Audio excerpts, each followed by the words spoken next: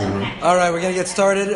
First of all, I see some new faces. If anyone is not on the email list to know whether we're having class or not, then please sign up your name so that you can know in advance. For example, next week we do not have class.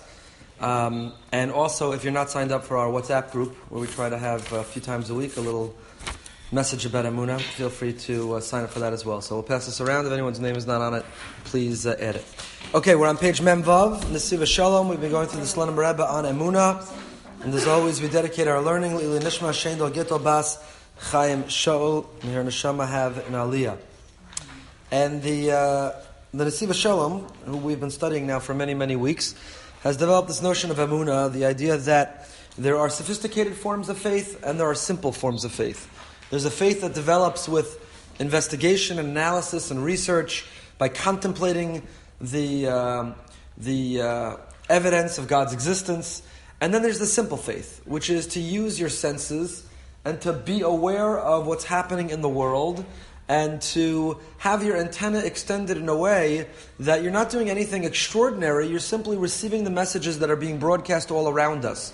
In other words, and this is a key question that we've discussed before, is the default that there's no God, that the world is made of randomness, and we need to be proven to us that there is a God?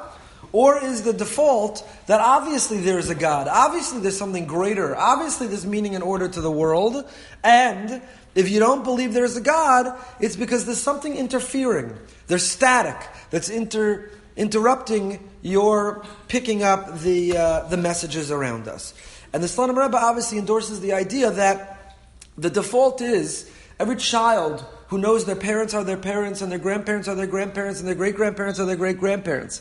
Every child who innately and intuitively is born knowing they come from somewhere and there's something bigger than themselves. Also, if they take that theory, again, not consciously, but subconsciously all the way, they know that there's a first cause, there's a creator of the universe, there's a Father in heaven. And that it's only because life has dealt us either difficult circumstances or challenges or clouded our judgment or our vision or has made believing in God incompatible with the lifestyle we want to lead that we conclude that maybe there is no Hashem. But really the default is that in our kishkas to know that there is a God. Now that is not always easy to achieve, because that notion that I just said of life's circumstances interfering with our conclusions is something challenging. It happens to all of us. You go through a hard time, things are not simple, you feel alienated, distance far away from Hashem. It's easy to conclude, I don't know, where's God? What kind of God would do that? What kind of God would allow that? Why would God do this to me or to someone I care about? So we're on the bottom paragraph of page Mem Vav. And he says that this is what the Pasuk in Tehillim means. Ve'emunascha baleilos. Tov lahodos l'Hashem, that it's good to thank Hashem. Tov lahodos l'Hashem. Lahagid baboker chazdecha ve'emunascha baleilos. To, in the morning, speak of Hashem's chesed, and to affirm our emunah baleilos at night. Haynu ba'is chashkos ha'emunah sha'avim yachsuhu, gam az ya'amin ki ma'amim hu pepnimios nafsho. That even when those thick clouds cover the sun, one has to believe with their essence of their being. That there are thick clouds at that moment covering what you already know in an absolute way, and in an absolute fashion. I think I gave this example last time, and I'm going to give it again because I was just on a plane. So it happens every time. But when I was flying back from Israel Monday, and we landed in, it was a stopover in Zurich. And on the way there in the stopover in Zurich, I saw the most magnificent snow-capped mountains, and I told you about Rav Hirsch and Hashem's expectation to visit my Alps. I was Yotzei. I could tell Hashem, saw the Alps, magnificent, they look good. On the way back, I literally spent the last 45 minutes of the flight looking out the window, trying to figure out whether I was looking at snow or clouds. In other words, it was just landscaped with white. And I was staring. I was obviously also exhausted, which is why you would spend 45 minutes on an airplane staring out the window trying to figure that out. But I couldn't figure it out. Was it snow or was it clouds? Was it just the ground covered in snow or was it I couldn't figure it out. As we're landing, as we got awfully close to them, I was hoping that they were clouds because we were about to, if it was snow, we were about to crash into the ground. And lo and behold, we got closer and closer and closer, and then we were in the midst of these clouds. And when we passed through the clouds and we were beneath, so when we were on top of the clouds, clear blue skies, sun is shining, it's radiating off the white of what were the clouds. It was just magnificent, so peaceful. And we passed through the clouds, and as we were about to land, once we got through the clouds, it was like pitch black out. It was like dark because the cloud cover was so thick. From the perspective of Earth, it was so incredibly dark. And that's what the Nesiva Shalom says. Now, when we landed, it was 11:30 in the morning Zurich time.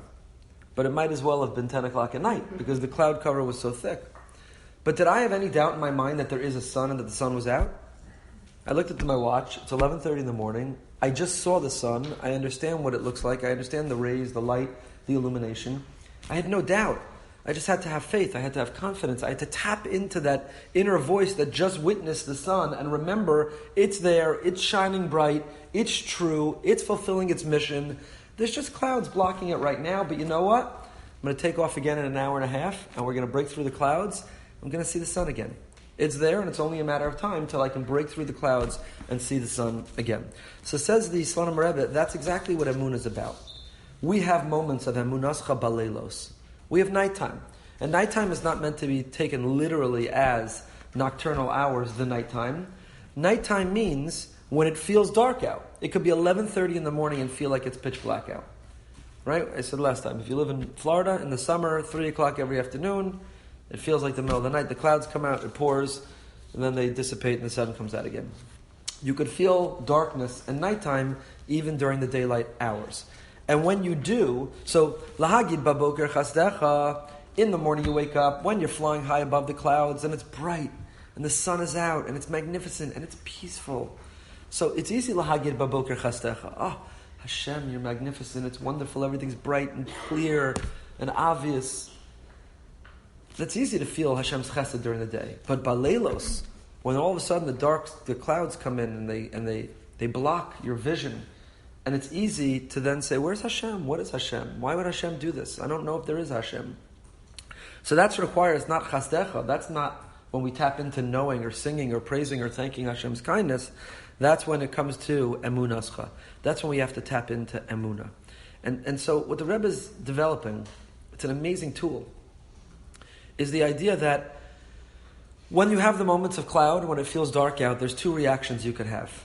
You could say, well, I guess there goes the sun. The sun must have exploded. The sun must have disappeared. The sun floated away. There goes the sun. Isn't there a song like that? There goes the sun. Or you could say, not that the sun is gone and I'm adjusting to my new life of dark clouds and permanent nighttime and the fact that, I can't see anything and nothing makes sense and I don't accept anything. But the opposite conclusion is to say, wow, now is when I'm challenged most to remember and remind myself that the sun is there even when I can't see it. Now is when I have to reaffirm and tap into that inner voice and remember the image and the experience of the sun even when I can't see it. Right? That's his words. Zen nisayon ha'hester. This is the challenge of hiddenness, of concealment. Sha'avim mechasim hargashaso. That the thick clouds are covering your feeling. It takes work to have emunah. We want emunah to come easy. We want it to be that when everything makes sense and is beautiful and comes together, when everything is honky-dory, when everything is the flow of blessing in our life and goodness. So that's when I say, yeah, there's a God, thank you Hashem, Baruch Hashem, Chaste Hashem, Mirza Hashem, Be'ezvuz Hashem, everything is amazing. But when the rubber meets the road and when the tough comes, that's the test of emunah. It's easy to have emunah when everything, by the way, when I say it's easy, most people still don't. They forget Hashem, they neglect Hashem when everything's going well. But in theory it's easy. If you're reminded of it, who would deny that it's easy at that? Yeah, you throw God a Be'ezra, you'll throw God a Baruch Hashem. Why not? Everything's good. But when things are tough, it's hard. It's hard. And emunah doesn't come easy. That's when it's hard. That's when it's time to remember that. It's true in all relationships.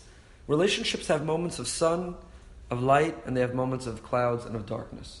The best relationships in the world, the best marriages in the world. Hashem created us different. We're designed to be different. And that's the beauty of marriage, is that we complement and supplement one another. We bring out the best in another. We agitate each other to the point of growing, right? The pearl grows in the... What does the pearl grow in? The clam? An oyster? The pearl grows in the oyster, and supposedly the mechanism in the oyster is it's agitated and it secretes and it's stimulated and it's bothered, and then it produces the magnificent gem of the pearl. It's through agitation that a person, not that we seek it or create it, but when it happens, we reflect on it, realizing the growth opportunity in it. I'll tell you a word in last week's parsha, on B'Shalach, that the Gemara says that kasha lezavgan kekriyas yamsuf, that it's as difficult. The Gemara asks, what? Now that God created the world and He split the sea and He did the 10 plagues, He hasn't really revealed His hand since. He hasn't really shown His hand since. So what's He busy doing? What's taking up His time? He has shown His hand since. There's miracles all around us. It's just not as revealed. I reserve the right to tell this story again in a drasha, but we took a cab in cabs. It's worth flying to Israel for drasha material. Like 1 hour in Israel is a few drashas. Took a cab, and the cab driver was, we were driving near the old city, and he started volunteering to us, the Jordanian houses used to go to here, and this is where the mines were, and this is where that's like, why, that's fascinating, why are you telling us that? He goes, I fought in the 6-Day War, and I was part of the group the paratroopers that took the old city. And so I saw all of this firsthand. And he told beyond incredible stories. He was actually the first person at the Kotel. When the Kotel was recaptured, he was the first person there, and the way he described that story, that you'll have to hear a drasha at some point later this year. It was unbelievable. But what's amazing is, I said, oh, wow, like, were you there when Rav Goren blew the show? Yeah, of course, I was standing right next to him. I said, one second. I Google in the cab, I pull up the picture, I show him the picture, and I say, he goes, yeah, that's me right there to the left of Rav Goren. So I took a picture with him afterwards, and I made a little picture side by side, and I circled him in the Rav Goren picture. It looks exactly like him. It's him. Anyway, he had amazing stories, and he's now my best friend, and I called him and took him for every cab ride that we had to go for after that. And, would you share his number?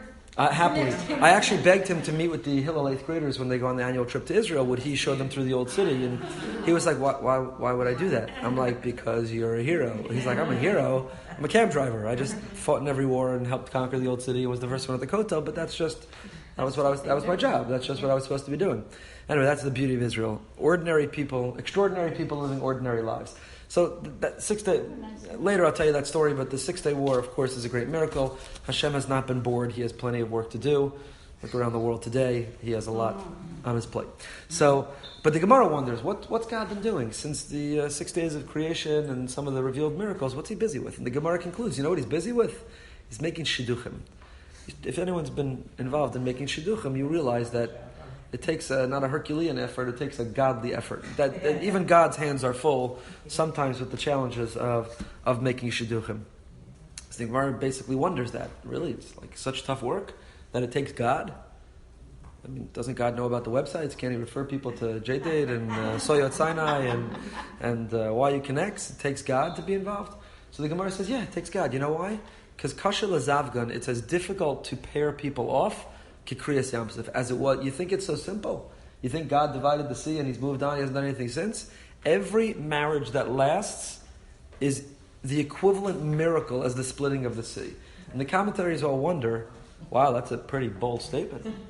Splitting the sea was a once in a history moment. The sea split, it formed 2 walls, 12 walls, corridors that each of the tribes passed through. You're telling me that every chuppah, every marriage, every anniversary is somehow as miraculous? So the Maharal of Yehuda Loewy of Prague has a great interpretation. And he says the following. I think this is the cornerstone of marriage. He says that, what was the miracle of the splitting of the sea? The miracle of the splitting of the sea was that naturally water molecules stick together. Water flows to its lowest point, and water collects and it pools together, and those are the natural characteristics of water. If you take a fork and a knife and you say, you know what, I have a bowl of water, but I have 2 kids fighting over it, so I'll take a fork and a knife and I'll cut the water in half, and I'll give each of them a portion. Will that work? Obviously not. That defies nature, defies the natural order of things. It's not the way water works. When the sea split, God intervened and something supernatural. What is supernatural? Supernatural means a break in nature, above nature, interrupting or interfering with nature. Naturally, water is together. When water split into two, something supernatural happened. Says the Maharal, people are naturally apart, separate, individual, unique, self-interested. When you take two people and they're able to overcome their natural instinct to be separate and independent and apart, and they're able to become one, that's equally as supernatural, it's equally as miraculous. Taking two, becoming one, is equally as miraculous as taking one and becoming two. It's an amazing insight of the Maharal. So if a person runs into challenges in marriage, and when I say challenges, I don't mean, necessarily deep, ongoing therapy and borderline divorce, or I don't mean, moments of infidelity or crisis. I just mean you wanted to have fleischiks for dinner and she wanted to have milchiks for dinner. I just mean that you had this view of how the day would go and they had that view. I just mean you left the socks out of the hamper or you forgot to pick up the dry cleaning. I just mean the daily life of living married. You are each born different personalities and different interests and different skill sets and different deficiencies and different backgrounds and different perspectives and different worldviews and different strengths. And you take two people who are different and you try to blend them together, you're going to find friction. You're going to find friction. The Maharal is saying is, embrace that friction. That friction is not something which is bad. The friction is good, it's healthy. The Gemara says that, the ezer kenegdo, the notion of the friction can either lead you to be an ezer to one another.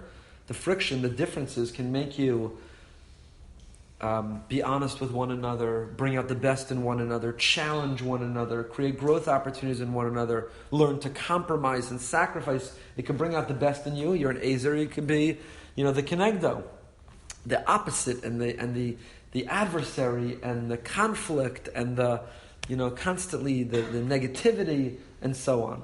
The choice is ours in marriage. How do we embrace it? Sometimes to be the best ezer, you have to be kenegdo. Sometimes to be the best helpmate, you have to stand opposite the person. If you see your partner doing something you think is wrong, or you have to challenge them or bring out the best in them, but it's all how you do it, and so on and so forth. So the Maharal is saying that fundamental to marriage is the recognition and the appreciation that the goal of marriage is not to create uniformity, that we look and talk and sound and appear and think and do exactly the same. The goal of marriage is not a struggle of, in Talmudic terminology, kol da'olam gvar. Whoever is more strong-willed can force the other to conform to be them. I like my meat rare, you like it well done, no problem. From now on, you like it rare. I like to go to sleep early, you like to go to sleep late. From now on, you like to go to sleep early. That I totally erase whatever your individuality is and I make you conform to me, that is not the goal of marriage. Says the Maharal, that would defy the goal of marriage. Embrace the differences between us, because that's what brings out the absolute best in us. It's all how we navigate the differences. I gave once a 3 or 4 part series on John Gottman, the authority on marriage today, and blending it with Torah thoughts. And I quoted this Maharal in that context because Gottman says the exact same thing about marriage. John and Julie Gottman studied not what makes bad marriages, but what makes healthy marriages. You did such a great job with that. Oh, thank you so much. Hold on. Did we get them? Yeah, I appreciate that. Thank you. You can listen online. It's on YU Torah, and it's not me. It's all the Gottmans. I'm huge fans of the Gottmans, and I've employed their conclusions in my own life and in my own non-professional counseling. Don't you think part of the shidduch crisis today is because we oppose that form of individuality and everybody wants the same thing, or in certain communities they are forced to do the same thing and want the same type of thing? You know what? I don't know enough to have a comment on this, but since you asked, I don't know that in the shidduch crisis it's a matter of singles trying to force others to conform as much as trying to meet people who they won't have to be flexible to, who are completely compatible with what they want in their lifestyle and their thoughts and their everything. And if the person is not including the appearance in the picture that was attached to the resume, so everything has to line up, including the dress size in advance. And if it's not all compatible, I have no room to grow. And I think that's a fundamental. That's It's a gross generalization, which may be unfair, but... You're both saying the same thing. Yeah, but the difference, I think, is that I don't know Well, I'm talking about in certain communities, though. Right. Everybody has to have the same expectation. Right. They have to fit into a box, into a mold, and look and exactly the same. Right. Yeah, I hear that. So Gottman says the same thing in terms of... So again, the brilliance of Gottman, and you could buy many of his best-selling books, and they're all fantastic, is that... and I can't repeat the 4-part lecture in the next 5 minutes, but fundamental to his approach to healthy marriages, because again, he doesn't study failing marriages, he studies what are the ingredients that make a healthy marriage, and kind of the first ingredient he finds is to embrace the differences between you. Not to keep trying to force the other to conform, or to forget, or to concede, or to submit, but to recognize that those differences are what makes marriage great. It's how you grow, it's how you learn, it's what makes the interaction fantastic. And he did research and he shows that, I forget exactly what the number is, 60-70% of the fights that we have in marriage are recurring fights. We just have them over and over and over again. And the reason we have them throughout our lives, people today are celebrating unprecedentedly 50, 60, 70th wedding anniversaries as we have greater longevity. We'll need new names and minerals to describe the length of these anniversaries. But you could be married 60, 70 years and you're having the same fight that you had from your Sheva Brachas week, right? Which, Gottman shows that most fights revolve around money, intimacy, or family. And you're having the same exact fights that you've been at 40, 50, 60, 70 years. You're going to have the same fights. He shows, I forgot what percentage, 60, 70% of the fights are the exact same fights. It's mind-boggling. So I actually went to a 2-day seminar with him and he showed us a video where he had been counseling a couple and the couple were fighting about money. One was raised with a wealthier background and one was raised with less privilege. The one with the wealthier background spent freely. And the one with less privilege did not spend freely. It was much more, cheap is the wrong word, frugal. Thank you. It was much more frugal. So they were constantly fighting about money. Can we afford this? Should we be buying this? Why'd you do this? It was an enormous recurring fight in their marriage. And they couldn't solve it or settle it between the two of them. So Gottman goes to a elementary school and he goes into a classroom of little kids. I forgot the exact grade. And he describes to them, boys and girls, I have a problem. I have friends who are married and they've been fighting about money. And one, wants to spend more and the other doesn't want to spend more. And what do you think we should do? And the little kids all talk and the girl raises her hand and she says, I think that they should sometimes spend money and sometimes not spend money and decide together when they should spend and when not to. And what was Gottman's point is that a little child can draw the conclusion that could end the perpetual locked-in fight that recurs over and over and over again.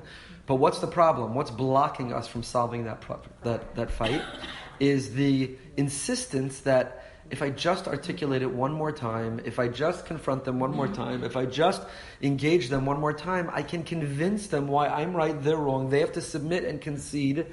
And Gottman says, so that's why you're locked into 40, 50, 60 years of the exact same fight.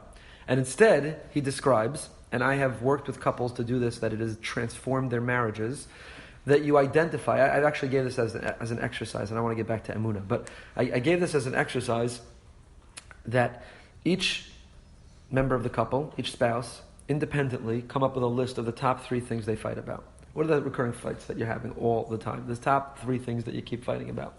And then, not in a moment of a fight, but when there's calm and peace between you, go to Starbucks. It's good to have these conversations in public settings because therefore the decibel level cannot rise. A scene can't be created. It's kind of an external, enforces some civility in the conversation. And compare your notes and see whether the things you fight about line up. It'll be interesting to learn whether you agree even on what you fight about or you're about to have a fight about what you fight about. And you figure that out. And then you make subsequent meetings at Starbucks, designated in moments of calm and peace to try to negotiate and navigate, or the better word is mediate, the things that you keep fighting about. How can we come up with a solution that will work for now on? How can we mediate it so that we don't continue to have this fight all the time, over and over and over again? And Gottman shows that if you do that, you can eliminate 60-70% of your fights. Wouldn't you want to have 60 to 70% more peace and quiet in your life? Now, the prerequisite to that is that both members of the couple are prepared to mediate. Mediate means compromise. It means, I have this value, you have that value. I'm done trying to make you submit or concede or conform. I'm now just trying to figure out how we can eliminate 60, 70%. So I'm going to give you an example, because my wife is 6,000 miles away in another time zone. So I'm going to give you an example. We're telling. On tape, so I might be sleeping on your couch next week, but I'll give this example, because I think it's a pretty benign example. We go to a lot of simchas. We go to a lot of events, and we love them. We love participating, and it's wonderful. It's what makes the rabbinate and being part of a communal family amazing. We go to a lot of events. So I'm a little bit more of a punctual person. I will not conclude the opposite. But it's not a matter of punctuality. It's more a matter of priority. And to Yocheved's tremendous credit, because we go to so many events, she wants to minimize the amount of time that we're leaving the kids at pivotal times. Sundays, evenings, they need to be put to bed, homework, and so on and so forth. I'm always very eager to get there.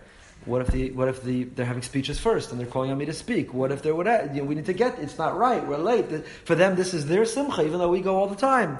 And she feels we go all the time, and we need to minimize the amount of time we're leaving the children, and therefore, we know that there's the standing around doing nothing for an hour, then there's the whatever, we can get there late.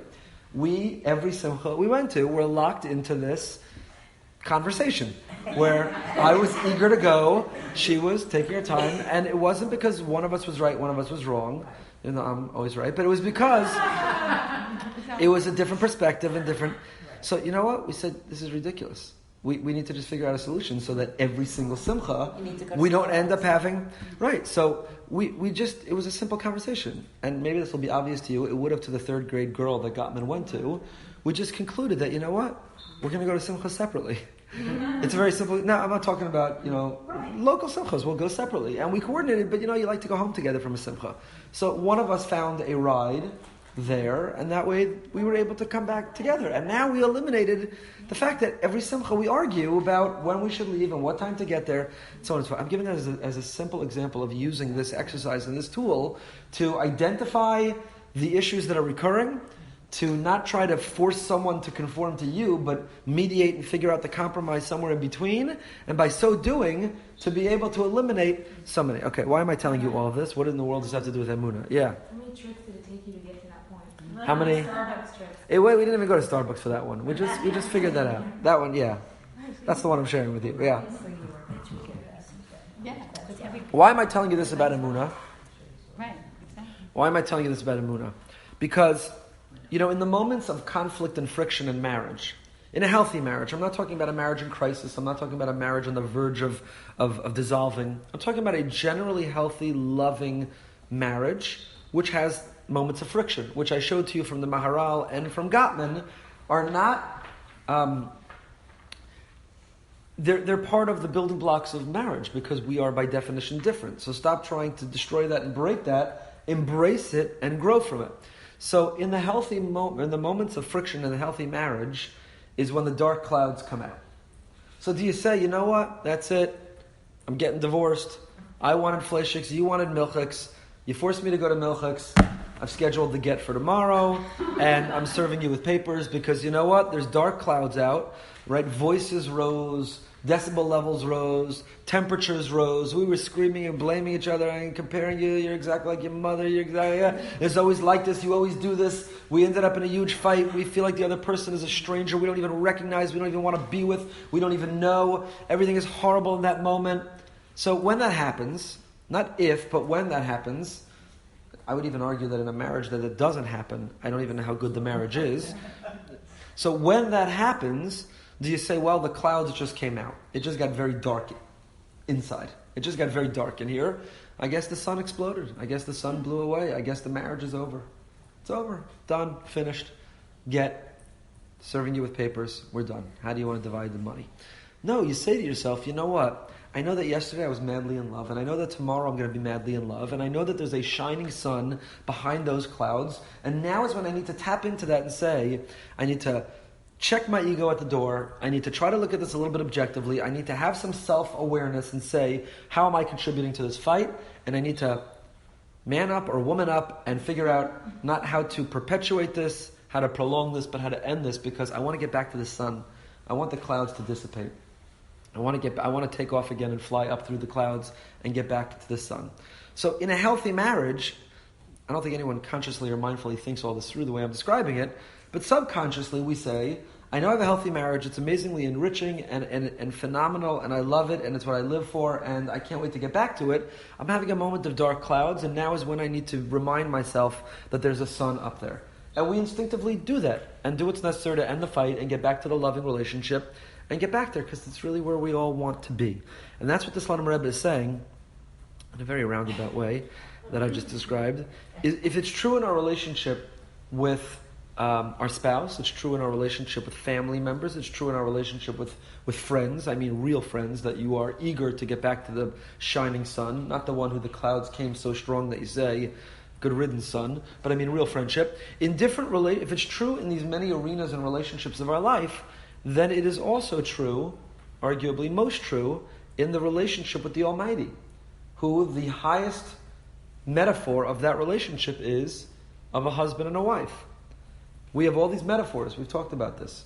Father, son, master, servant, king, citizen. We have all these different metaphors for our relationship with Hashem. But the highest one, Rabbi Akiva says, Kol Hashirim Kodesh, but Shir Hashirim is Kodesh HaKadoshim. Shir Hashirim, the Song of Songs, is the holiest of holy. Because picturing and envisioning and living our lives that God is our spouse, is our lover, is a husband and wife, with the love and the longing and the intimacy and the connection and the yearning and the romance, that is the highest relationship. So sometimes in a relationship the clouds come out, and in this moment, God, I say, where are you? I don't feel your love. I don't love you. Where are you? But that's when, like in other relationships, you have to remember that the sun is still burning bright up there and get back to it. We're back inside.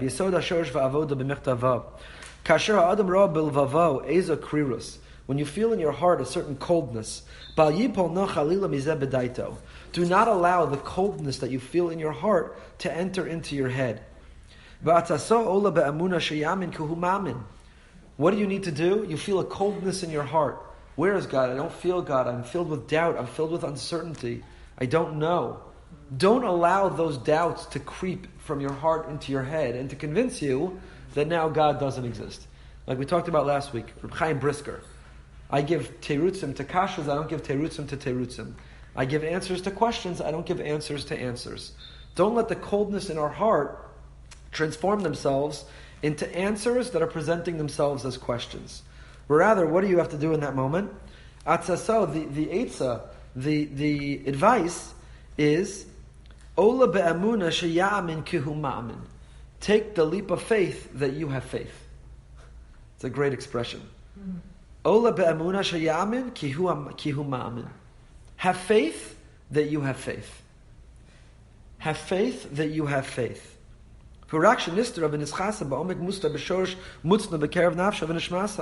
Just feel that what is true and what's real at that moment is being concealed. It's being hidden.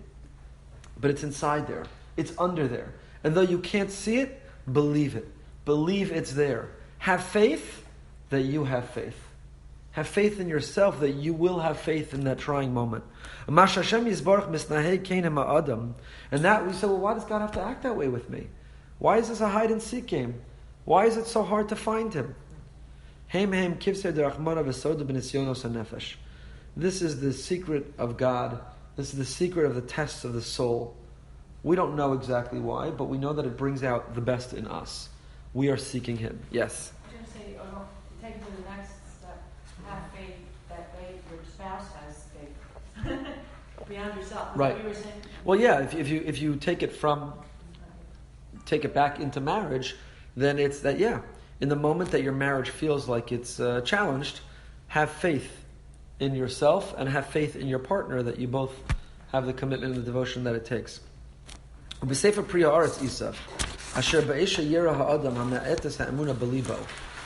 other Sefer Pri Haaretz, it says the Slonim Rebbe, that at the moment that you see that the emunah in your heart is decreasing, you're forgetting there's a Hashem, you're not feeling it, you're not saying it. Ya'amin shezuhi me'ashgachas Hashem yizbarach. You should embrace the doubt with a sense that the doubt too comes from God. V'yikaba bi'ava v'yasok b'tmimus. Such an interesting idea. You wouldn't necessarily see the Slonimer Rebbe, the Hasidic Rebbe, endorsing this approach. What he's saying is that doubt, Rabbi Lamb has a beautiful expression like this, I forgot the exact wording, but faith without doubt is not faith. Doubt is kind of a real ingredient. Remember, it's like a marriage which is bliss and joy and compatibility and never ever has friction or voices raised. I challenge the depth of that marriage. Again, it's something that we strive. I'm not saying we should, everyone go home and try to get in a fight today because that means you're in a great marriage. I'm not saying you should instigate or seek the arguments, but I'm saying that it to me is a very shallow relationship. If there is no, because we're all different. We are all different. Those differences are great. They're what make up life. So, just like that's a real necessary prerequisite to a healthy marriage, doubt is kind of a prerequisite to a healthy faith. A faith that never, ever, ever stumbled. A faith that never tripped. A faith that never hesitated or paused. A faith that never... Is that a real faith? Or is it shallow? Is it just lip service? Be'ezus Hashem, Baruch Hashem, Chaste Hashem, Oh Hashem, I love Hashem, I love Hashem, I love Hashem. If you're going through a crazy tragedy, if something around you has suffered, if you're in unbearable pain, and you don't say, whoa, 1 second, Hashem, where are you? Or why are you doing this to me? Or I want to find you. Then you are living with a very shallow sense of faith. So when you're filled with the doubt and the uncertainty, instead of using that as a cop-out, well, I'm out of here. I just don't see God, or I don't know. Instead of wondering, why do I have to experience this doubt? Where is Hashem? Reveal your hand. Talk to me the way you did to our forefathers. This tradition the Slonimer Rebbe has from the Sefer Pri Haaretz is to think of the doubt as also being a form of Hashgacha Pratis. It's not just that, wow, everything worked out and is amazing, and what siyata d'shmaya, what Hashgacha Pratis, what divine providence that it all worked out perfectly. Even when it doesn't work out, you have to say, wow, what divine providence that it didn't work out at all. And part of it is not just, wow, I have faith. What divine providence that I could feel emunah. You know what? When I have doubt, it's, wow, what divine providence that right now I'm feeling doubt. And I'm embracing the doubt, and the doubt is there for me to struggle and to work and to overcome. It's testing me, it's challenging me, and it's going to make me stronger. So I don't take the doubt and use it as a cop-out. I take the doubt and I embrace it as an opportunity to break through it, to fight through it, to run through that wall. The harder something is, the sweeter the achievement. When I was in my year in Israel, in Karen B'Yavna, we went on a tiyul near Eilat. I'll never forget, it was like a 3-hour hike. It's probably like 15 minutes, I just remember it as 3 hours. But it was a really long, arduous, difficult hike. And at the very end of the hike, it left us on the top of a cliff with a magnificent, magnificent view looking down. And I still remember the mashgiach of Karen B'Yavna, Rav Rivlin, saying to us, had we taken a helicopter and just escorted everybody to the top of this mountain for this view, you would have said, nice view, let me take a picture, and would have been out of here. But because you just hiked and worked and climbed and climbed and hiked and worked, this view means so much more to you because of the effort it took. So Emunah on the top of the mountain, that view, that perspective, that life of Emunah means so much more when you had to break through the doubt, the obstacles of doubt that were placed along the line all the way. So you say, well, God, just give me a straight shot. Let me take the cable car. Why do I have to work and take the snake path?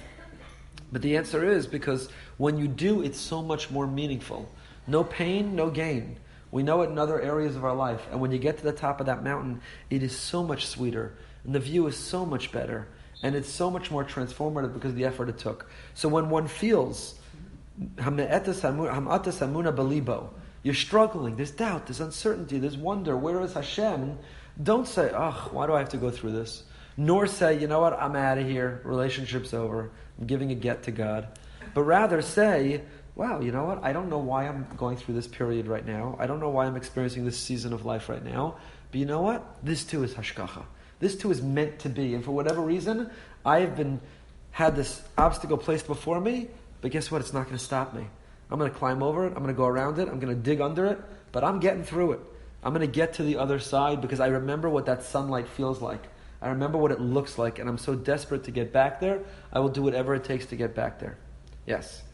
I feel like the greatest chizuk we have when we wake up in the morning and say Mona Ani, the last part of that first phrase is Rabba and Mona Techa. Hashem's faith in us, right? If we woke up that day, Hashem is right. So when you wonder and doubt in Hashem, remember that if your faith in God is struggling, remember His faith in you is constant.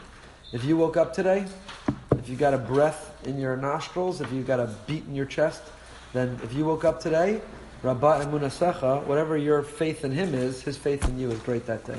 All right, we're off next week. I'll be out of town again, and we'll pick it up, please God, the week after. Have a great week, everybody.